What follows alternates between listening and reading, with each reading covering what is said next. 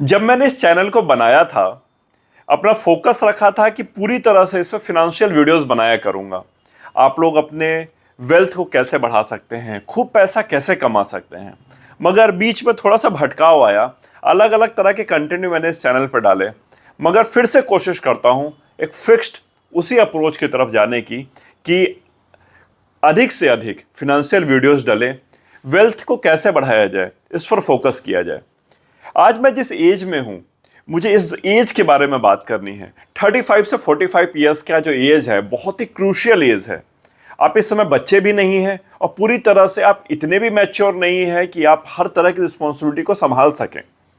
Maximum लोगों की इस उम्र में शादी हो चुकी होती है, बच्चे हो चुके होते हैं, और कुछ लोग ऐसे होते हैं जो कि अपने सफलता के एक ऐसी ऊंचाई पर पहुंचने की कगार पे होते हैं कि जहां से अब उनको एक बड़ा जंप मिलने वाला है। वो 35 से 45 एक ऐसा ब्रैकेट है। इस ब्रैकेट के बारे में बात करते हैं आज। छोटा सा वीडियो बनाया है, मगर इसमें 7 पॉइंट्स मैंने लिए हैं। इन सातों पॉइंट को हम थोड़ा सा ब्रीफ में डिस्कस करेंगे। डिटेल में आप कहेंगे तो मैं इसके डिस्क्रिप्शन में उसको डिटेल में लिख भी दूंगा। मैं क्या क्या और बातें बोलना चाहता, सातों पॉइंट क्या क्या है वो भी मैं इसके डिस्क्रिप्शन में लिख दूंगा। ज़्यादा वरीड होने की जरूरत नहीं कि लिखते जाएं लगातार वीडियो के दौरान। आराम से सुन लीजिए वीडियो को, डिस्क्रिप्शन से आप उसको डिटेल में पढ़ लीजिएगा। पहला पॉइंट जो मैंने निकाला है कि अपने फिनेंशियल गोल की तरफ बढ़ने के लिए, अपनी वेल्थ बढ़ाने के लिए पहला काम जो आपको करने की जरूरत है, अपने लास्ट 10 साल के फिनेंशियल लाइफ को, पर्सनल लाइफ को रिव्यू करने की जरूरत है। मैं मान के चल रहा हूं कि आपने 25 साल की उम्र में कोई भी काम धंधा, कोई भी नौकरी शुरू कर दी होगी। आज आपकी उम्र अगर 35 साल की है और यदि 45 साल की है तो 20 साल की, आपको अपने रिव्यू करने की जरूरत है। क्या क्या किया आपने इस बीच में, क्या गलतियां हुई, कहां कहां कमी रह गई और क्या करने की जरूरत थी, और कैसे क्या करें जिससे कि आपकी लाइफ और ज्यादा इंप्रूव हो। मैं सिर्फ फिनेंशियल की बात कर रहा हूं, फिनेंशियल लाइफ इंप्रूव हो, और किस तरह से किया जाए जिससे कि मेरी जिंदगी और अच्छी हो सके। ये इसका आंकलन आपसे अच्छा कोई नहीं कर सकता। हो सकता है कि आपने बहुत जल्दी जल्दी जॉब्स चेंज की हो सकता है कि आपने बिजनेसेस में घुसे हो मगर कहीं एक जगह लॉस हुआ हो, दूसरी जगह प्रॉफिट हुआ हो, और फाइनली आपने दोनों बिजनेस ना करके तीसरे बिजनेस में घुसे हो। कुछ भी हो सकता है कि आप किसी ऐसे लोग से जुड़ गए हों जो फिनांस की तरफ जाते हों, इन्वेस्टमेंट की तरफ जाते हों, ट्रेडिंग की तरफ जाते हों, मगर आपको समझ आया हो कि नहीं, ये लोग ठीक लोग नहीं है, मुझे कहीं और जाना चाहिए। कुछ भी हो सकता है, बहुत सारे केसेस बनते हैं। मगर शांति से बैठकर कागज लीजिए, पेंसिल लीजिए, पेन लीजिए, सोचिए, लिखिए और रिव्यू कीजिए अपने 10 सालों को।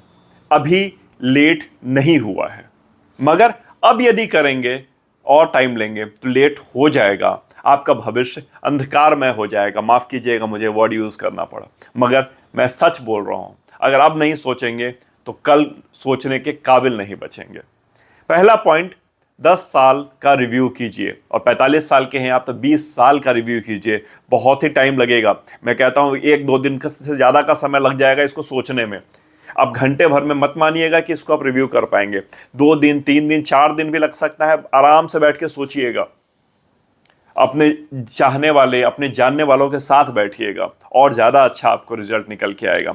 सेकेंड पॉइंट जो मैंने इसमें बनाया है, focus on building secondary income. यह उम्र आ गई है आपकी, प्राइमरी इनकम पर सिर्फ फोकस मत रखिए। क्या कहना चाहता हूं, बहुत सारे वीडियोस में मैंने कहा है, डिफरेंट फनल्स बनाइए, डिफरेंट पाइपलाइन स्टार्ट कीजिए। एक टंकी में जब कहीं से पानी आप डालते हैं, एक पाइपलाइन से डालते हैं, एक मोटर लगा करके, तो उसको भरने में 500 लीटर की टंकी है तो भरने में लगभग 3 से 4 मिनट लगते होंगे, 5 मिनट लगते होंगे।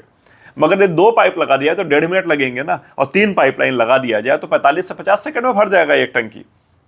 तो आपकी जिंदगी में भी एक इनकम से यदि आपको वेल्थ बनाने में दिक्कत हो रही है तो सेकेंडरी इनकम की तरफ जाइए।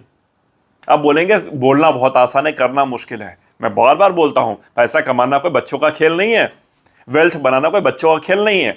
यदि इतना आसान होता तो पृथ्वी पर सिर्फ 2 ही 3% लोग अमीर क्यों होते, सब लोग अमीर क्यों नहीं हो जाते हैं? मुश्किल है, इतना भी मुश्किल नहीं कि हार मान जाए आज ही। सोचिए, क्या कर सकते हैं, सोचिए किसमें आप बेहतर हैं, सोचिए क्या करेंगे कि आपके पर्सनल लाइफ भी डिस्टर्ब ना हो, आपकी फिनेंशियल लाइफ डिस्टर्ब ना हो, जहां जॉब करते हैं, जहां बिजनेस करते हैं वो भी डिस्टर्ब ना हो, और एक इनकम और निकल के आ जाए। कैसे होगा ये आपके अलावा और कोई नहीं सोच सकता, कोई नहीं कर सकता। आपको सोचना तो पड़ेगा। हो सकता है स्किल पे काम करने की जरूरत हो, कुछ नया सीखने की जरूरत हो सकता है कुछ ऐसा आपको आता हो जो आप दूसरे को सिखा करके पैसे कमा सकते हैं। आज कोचिंग में अगर Tier 1 Tier 2 सिटीज में आप हैं तो बहुत अच्छा पैसा मिलता है, घंटे के हिसाब से लोग पे करने को तैयार होते हैं। पियानो और गिटार सिखाने वाले को 1500 रुपए, 1000 रुपए घंटा मिलता है। यदि रोज के 2 क्लासेस मिल जाते हैं तो पर डे के 2000 रुपए हो गए। मैं आपको ये नहीं बोल रहा पियानो गिटार सिखाने बैठ जाइए, मगर कुछ तो ऐसा आता होगा आपको जिससे कि आप सेकेंडरी इनकम निकाल सकते हैं। मैं ज्यादा नहीं कह रहा सेकेंडरी इनकम निकालने के लिए, जितना आप प्राइमरी इनकम है उसका 20% निकाल लीजिए और उस पूरे को सेविंग में डाल दीजिए। सोचिए, सेकेंड पॉइंट लिख लीजिएगा, ऐसे डिस्क्रिप्शन में मैं डाल दूंगा। थर्ड पॉइंट जो मैंने बताया है, increase your income and saving. अपनी आमदनी को बढ़ाइए, अपनी सेविंग्स को बढ़ाइए। आपको लगेगा दोनों पॉइंट एक जैसे हैं, नहीं, दोनों पॉइंट अलग अलग हैं। उस पॉइंट में था मैंने अपना सेकेंडरी इनकम बढ़ाइए, यहां मैं कह रहा हूं अपने प्राइमरी इनकम को बढ़ाइए। कैसे बढ़ाएंगे इसको? हो सकता है किसी जॉब में आप हो और बड़े लंबे समय से हो हैं मगर आपको ग्रोथ नहीं मिल रहा, मगर आप सेटल हो गए हैं, आप आज मजे कर रहे हो वहां पे, हाँ लग रहा है हाँ मजा आ रहा है यार, ठीक है सब कुछ मेरे हिसाब से चल रहा है, बॉस मेरे फेवर में है, मुझे कंपनी का स्ट्रक्चर समझ आ गया है, प्रोडक्ट समझ आ गए हैं, सर्विस समझ आ गई है, आप वहाँ रुक गए हैं, पर आपका ग्रोथ भी रुक गया है। हो सकता है आज आप 2 करोड़ के आदमी हो, आप 1 करोड़ पे अटके पड़े हैं क्योंकि आप कंफर्ट जोन में चले गए हैं। उस कंपनी में जहाँ पे हैं या उस बिजनेस में जहाँ आप हैं, आपको लग रहा है कि आप गारमेंट्स का बिजनेस करते हैं और आप अच्छा कर रहे हैं अपने अपने एरिया में, मगर कोई ऐसा जो है जो आपसे ज़्यादा अच्छा कर रहा है, उससे प्रेरणा लीजिए, उससे नफरत मत कीजिए, उससे घृणा मत कीजिए और बढ़ाइए अपने काम को, तरीका बढ़ाइए। जॉब चेंज करें, जॉब चेंज कीजिए, सेकेंडरी बिजनेस स्टार्ट करें, सेकेंडरी बिजनेस स्टार्ट कीजिए। James and jewellery, trees plantation, इतना बढ़िया धंधा चल रहा है आज। अगर बिजनेस में उतरना चाहते हैं तो प्लांटेशन बिजनेस में तो इतना पैसा है आज के ज़माने में। 40 रुपये 50 रुपये में एक पेड़ मिलता है और हजार हजार रुपये में बिकता है। एक पौधा मिलता है, पेड़ गलत बोला मैंने, एक पौधा मिलता है 40 रुपये 50 रुपये में। लोग एक एक ट्रक मंगवा लेते हैं और पड़ता है ट्रक की कीमत लगभग 2 लाख रुपये और बिकती है तकरीबन 45 से 50 लाख रुपये वो माल। बहुत बढ़िया धंधा चल रहा है। एक मैं आपको एग्जांपल में बोल रहा हूँ, ये नहीं कह रहा हूँ कि आप सभी सारा धंधा छोड़ करके प्लांटेशन के बिजनेस में उतर आइए। मैंने देखा है पर्सनली कि बहुत बढ़िया धंधा चल रहा है, बहुत बढ़िया काम चल रहा है। Tier 1 Tier 2 में तो इतना बढ़िया काम चल रहा है इसका। इसके तरफ भी आप सोच सकते हैं। आप जिस बिजनेस में हैं उसके बारे में सोच सकते हैं, आप जिस जॉब में हैं उसके बारे में सोच सकते हैं। हो सकता है आप जिस जॉब में हो आप वहाँ पर कंफर्टेबल हो, आप चेंज कर लीजिए ना जॉब को और सेविंग को बढ़ाइए। जॉब चेंज करके अपनी लग्जरी पे पैसे मत खर्च कीजिए। मान लीजिए आपको कोई मोबाइल लेना है, मैं अपना पर्सनल एग्जांपल, दिवाली में मैं सोच रहा था नया मोबाइल ले लूँ। मोबाइल लेने गया, बजट रखा था एक सर्टेन, वो मोबाइल था मेरे बजट से तकरीबन डबल का। मेरे फैमिली वालों ने बोला कि ले लो, कोई बात नहीं, देख लेंगे। नहीं, ले सकता हूं मैं बहुत एक्सपेंसिव मोबाइल, मगर क्यों लेना है? खर्च को कम कीजिए, आमदनी को बढ़ाइए, सेविंग को बढ़ाइए, वेल्थ बढ़ेगी। छोटे छोटे खर्चों को रोकने की कोशिश कीजिए। मोबाइल का खर्चा 2 साल में मोबाइल खत्म हो जाता है, अच्छे से अच्छा मोबाइल ले लीजिए। क्यों खर्च करना है लाख रुपए, 1.25 लाख रुपए एक मोबाइल पे? यदि मोबाइल 40-45 हज़ार रुपये में आ जाता है तो 3 ही 4 काम तो करने हैं आम आदमी को मोबाइल पे। फोटो खींचना है, इंटरनेट चलाना है, फ़ोन पे बात करना है, व्हाट्सएप करना है, डेट्स इट। इसके अलावा और क्या करते हैं आप लोग? थोड़ा बहुत गूगल एक्सप्लोर कर लेते होंगे, मगर ज़्यादातर लोग अपने सिस्टम का भी तो यूज़ कर रहे हैं। नेक्स्ट पॉइंट पे जा रहा हूँ, ज़्यादा नहीं खींचता हूँ, आप कहेंगे एक ही बात को लगातार बोले जा रहे हैं। Review your emergency fund and children education fund, बहुत क्रूशियल पॉइंट, और ज़रूर सोचिए इस बारे में। मैं अपने अभी अब रिसेंट एक एग्जांपल बताता हूँ। मेरा एक मित्र है जिससे मैं मिलने गया, मैं भी ट्रैवल कर रहा था तो जिस सिटी में था वहीं मिलने गया उससे। मैंने उससे पूछा कि तूने क्या इंश्योरेंस ले रखा है? उसने बोला नहीं, अब लूँगा। मेरी एज क्या है लगभग। क्या तूने हेल्थ इंश्योरेंस ले रखा है? नहीं, मैंने नहीं ले रखा।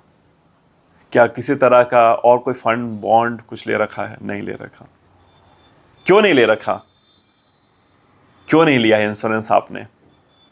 क्यों नहीं ले रहे हैं लोग इंश्योरेंस? कहां कंफ्यूजन है इंश्योरेंस लेने में? हेल्थ इंश्योरेंस मस्ट है, मस्ट।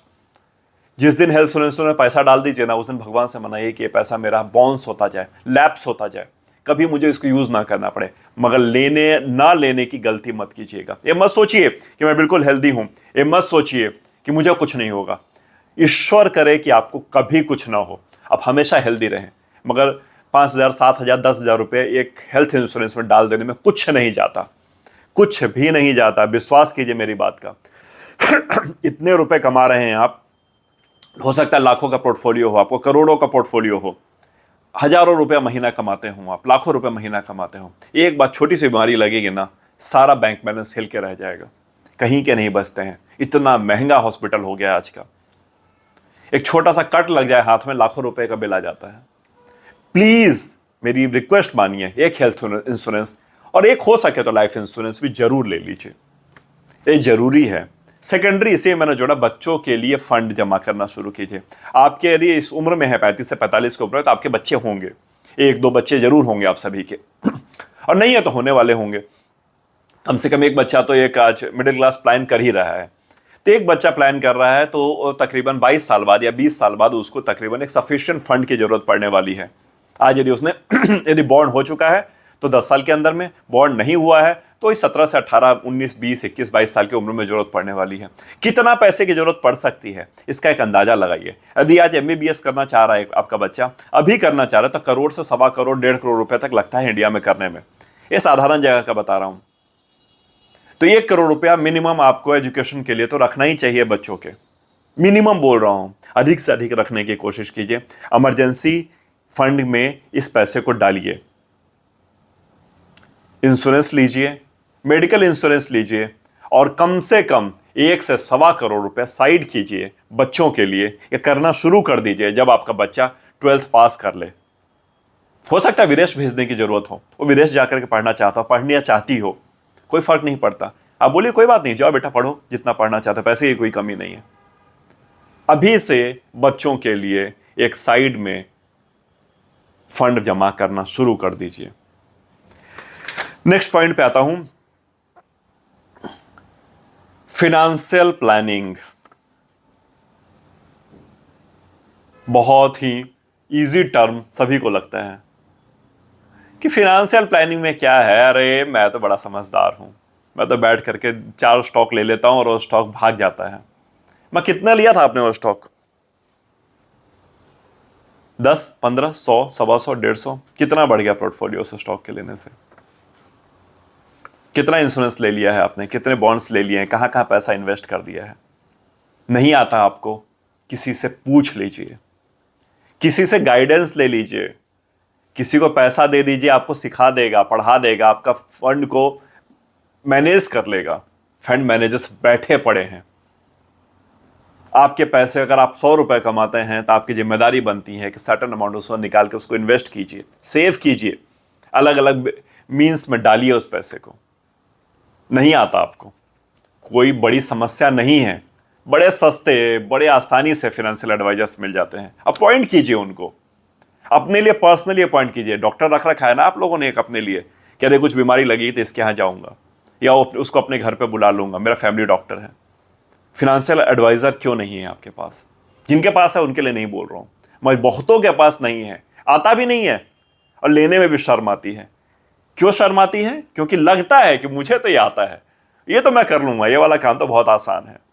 नहीं कर पाएंगे आप, अपने बलबूते पे नहीं कर पाएंगे, बुरा मत मानिएगा, मगर सीख लीजिए, कर लीजिए, करने में कुछ भी नहीं जाता है। लास्ट और मस्ट, जो उसको मैं जानबूझ के लास्ट में रखा था, इसको सेविंग कीजिए, मस्ट सेविंग कीजिए, आज कीजिए, अभी कीजिए। सेविंग को बड़ा ही इजी टर्म में लोग बोल देते हैं कि सेविंग करना तो बहुत ही आसान चीज है, अपना जितना कमाया उसका 10% बचा लिया, 15% बचा लिया, हो गई तो सेविंग। अगर इतना ही आसान होता सेव करना, 10% और 15% से यदि आपकी ज़िंदगी बदल जाने वाली होती, तब तो फिर तो मेरे जैसे लोगों की ज़रूरत ही नहीं रहती, फिनेंशियल एडवाइजर्स की ज़रूरत ही नहीं रहती, फंड मैनेजर्स की ज़रूरत ही नहीं रहती। नहीं बात बनने वाली 10% 15% से। जब तक आप अपनी आमदनी का एडिशनल इनकम स्टार्ट नहीं करेंगे, जब तक आप कंफर्ट जोन से बाहर नहीं निकलेंगे, जब तक आपका पोर्टफोलियो, यदि आप स्टॉक में इन्वेस्ट करते हैं, बॉन्ड्स लेते हैं या कहीं भी करते हैं, आपका पोर्टफोलियो यदि करोड़ों में नहीं पहुंचा है, 35 साल की उम्र में यदि आपने इन्वेस्टमेंट स्टार्ट नहीं किया है, तो आप लेट हो चुके हैं। मगर इतना भी लेट नहीं है कि आज नहीं शुरू कर सकते, या 45 साल की उम्र में है तो लेट हो चुके हैं आप भरोसा कीजिए लेट हो गए हैं। 60 साल तक यदि आप नौकरी करने वाले हैं या बिजनेस करने वाले हैं तो सिर्फ 15 साल आपके पास बचे हैं, 35 वाले को सिर्फ 25 साल बचे हैं। कंपाउंडिंग के मजे को समझिए। कंपाउंडिंग असर करना और अपना मजे देना 12 साल के बाद ही शुरू करता है। लोग बताते नहीं है बात, कंपाउंडिंग कंपाउंडिंग तो बोलते हैं। आज आपने 100 रुपया कहीं डाला तो उसको डबल होने में तकरीबन 4 से 7 साल लग जाते हैं, और जब वो डबल होकर के जब मजे देना शुरू करेगा तब उसके कंपाउंडिंग का असर दिखेगा। तो आप लेट कर चुके हैं तो कंपाउंडिंग का असर आपको कम फील होगा, ऐसा नहीं करो नहीं होगा, मगर कम फील होगा। सेविंग को तरीके से कीजिए और ऐसे फंड्स में पैसा डालिए कि 3 से 4 साल में वो डबल हो। पूछिए फाइनेंशियल एडवाइजर से, सेविंग प्रॉपर तरीके से कीजिए। आंख बंद करके सेविंग मत कीजिए कि चलो हमने एफडी कर दी। एफडी करने में आपको लगभग 9.5 साल में डबल हो रहा है पैसा, लेट हो जाओगे। चलिए, इतनी ही बात करनी थी मुझे, अपनी मैंने सारी बात रख दी है। डिटेल में डिस्क्रिप्शन में पॉइंट्स लिख दूंगा।